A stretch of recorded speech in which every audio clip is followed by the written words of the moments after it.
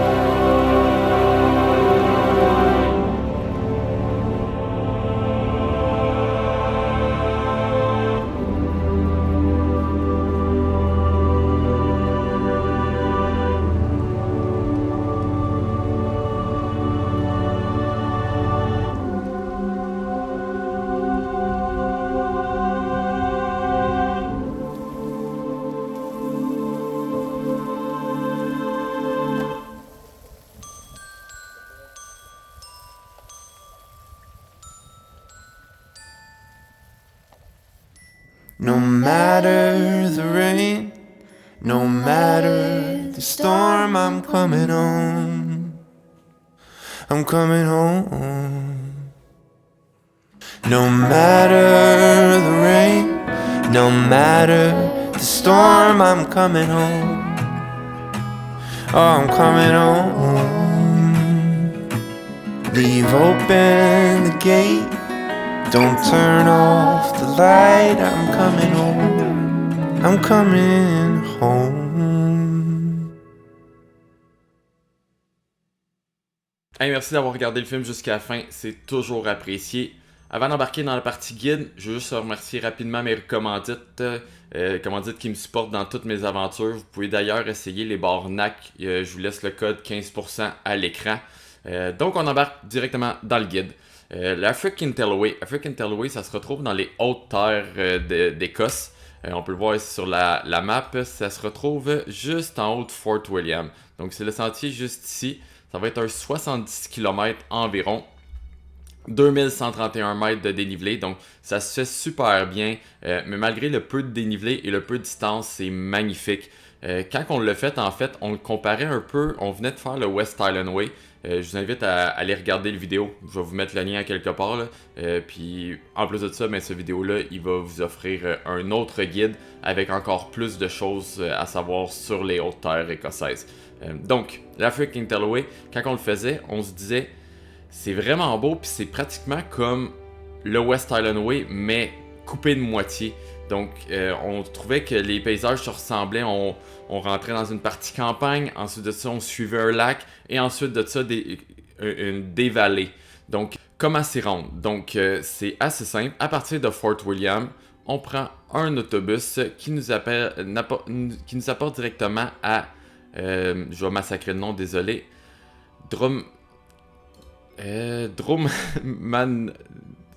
Dromandrovchik.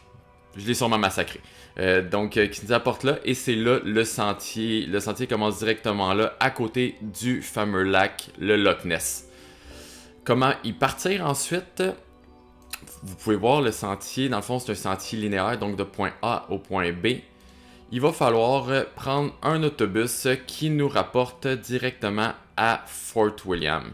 Je vous invite à regarder, là, dans les deux cas, c'est Scottish City Link qui les autobus pour nous apporter et nous rapporter à Fort William. Pour le départ, par contre, il va falloir marcher un petit peu. Donc, c'est environ un 5 km, je dirais, de plus qu'il faut prendre jusqu'à Shield Bridge. Donc, c'est juste à savoir, on finit pas le sentier directement à l'arrêt d'autobus. Ensuite, pour ce qui est de dormir et les services sur le chemin, contrairement au West Island Way que je viens de parler, c'est un peu plus sauvage. Donc, il va falloir être un petit peu plus en autonomie. On va avoir le premier village où est-ce qu'on va arriver, qui va avoir beaucoup de services, donc hôtel, auberge, épicerie, tout ça. Donc, c'est vraiment un bel endroit pour commencer. On peut passer une belle nuit là, faire notre épicerie et partir. Ensuite, il va falloir se rendre jusqu'à Caniche. Donc, Caniche, ça va être un tout petit village. Il y a un beau terrain de camping qui est là. Si je me rappelle bien, il y a aussi un petit hôtel, là, mais c'est vraiment minuscule. Mais le terrain de camping, super beau. Il y a aussi, vous l'avez vu dans le film, nous on a pris des cabines en bois. Donc il y a cette possibilité-là aussi. Donc ensuite, quand on part là, mais là on tombe pratiquement en autonomie. On va pouvoir, si vous voulez, vous pouvez dormir entre les deux lacs. Ça va être un petit détour vers... on nous voit, nous, dans le film, on mange sur un pont, là. C'est à cet endroit-là, en fait. Donc, il y a des toilettes. Nous, il était fermé au moment de l'année qu'on y était, mais il y a possibilité de dormir à cet endroit-là. Donc, qui vous séparait bien, dans le fond, cette grosse journée-là, parce que nous, on a décidé de skipper cette partie-là et se rendre, en fait, au point 5. Mais avant de se rendre au point 5, je vais vous parler le point ici. Il y a une auberge de jeunesse aussi. Auberge de jeunesse qui n'est pas accessible en voiture, juste pour dire, est vraiment isolée. Donc, il y a possibilité de dormir là. Nous, encore une fois, au temps de l'année qu'on y a été, c'était fermé. Donc, nous, on s'est rendu jusqu'au fameux bâti. Donc, bâti, qui sont des abris complètement gratuits qui se retrouvent tout partout au travers l'Écosse. Si vous voulez plus de détails, comme je vous dis, j'en parle dans la vidéo du West Island Way un peu plus. Donc, on s'est rendu jusqu'au bâti. Et on a profité de dormir à l'abri, en fait, de la grosse tempête qui est arrivée durant cette nuit-là. Le refuge shakeait par bout, là, pour vous donner une idée. Et de là, après ça, c'est un petit dernier 15 km environ jusqu'à la fin du sentier. À la fin du sentier, il y a un minuscule village. Il n'y a pas beaucoup de services, il me semble. Il y avait un petit restaurant, il y avait un petit hôtel à côté et un terrain de camping. Ça se résumait pas mal à ça. Donc, voilà, c'est simple que ça pour les services au travers du sentier. Donc, comme je vous dis, préparez-vous à être un peu plus en autonomie que d'autres sentiers plus populaires en Écosse. Mais malgré ça, c'est un super beau sentier que je vous conseille vraiment de faire si vous avez aimé le West Island Way ou vous cherchez peut-être quelque chose avec moins de gens sur le sentier. Ça peut être vraiment une belle alternative. Et ce qui est le fun de ce sentier-là aussi, c'est qu'il finit juste à côté de l'île de Skye. Donc ça peut être intéressant de partir peut-être de Fort William, faire ce sentier-là, et ensuite de ça, aller vers Skye, qui est un autre endroit magique pour la randonnée. Donc là-dessus, merci beaucoup d'avoir regardé le film, merci d'avoir regardé le guide. Restez à l'affût, j'ai d'autres films qui s'en viennent. En fait, j'en ai 2 déjà filmés et je pars en filmer 2 autres très bientôt et bien plus qui s'en vient. Donc, merci beaucoup et à la prochaine aventure.